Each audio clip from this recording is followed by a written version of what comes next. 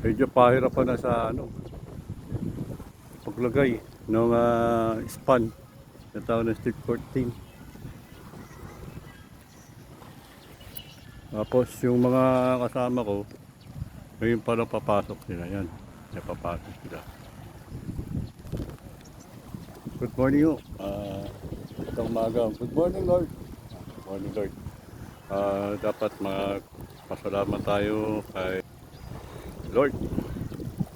At magandang umaga po sa inyo lahat. Ako po ay matagal lang hindi nagpa-vlog.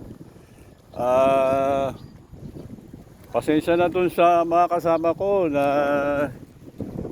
hindi ko na paunlakan dun sa taping namin sa yung tondo. Apugad ng mga tondo. Apugad ng maton sa tugad ng mga tondo. Doon sa may shooting ni Perry de Guzman. Direk, kamusta ka na Direk? Pasensya ka na, medyo busy kami kasi marami kaming ginagawa ngayon. Pero pag may time, baka sa isang episode mo, mapasama ko sa iyo. Kasama namin nandito marami kaming ginagawa. Halos hindi na ako makalakad sa trabaho. Pero okay lang. Pero talaga Yung mga kasama ko sa referee naman, kila Sir Chairman. Yung uniforme ko, punta ko na lang sa Sunday. Baka itong Sunday na to makuha ko yung uniforme.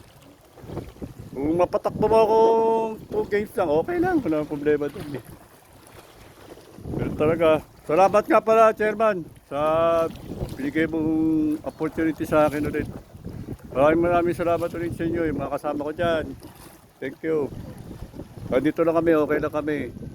Pagpapala ni Lord. Medyo mahangin, pero kakayanin. Ito po, pakita ko sa inyo kung anong ginagawa namin. Iba-iba assign. Iba-iba assign namin. Sa ilalim, sa ibabaw.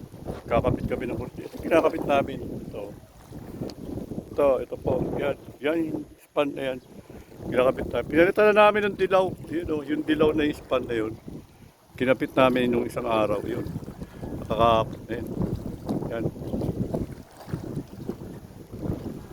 Yan po yun. Vlog ko ngayon. Bagong vlog ko ngayon sa Buboy Gala TV. Watch out po. Nandito kami ngayon sa Putatan. God bless po. Update po sa susunod. Thank you po.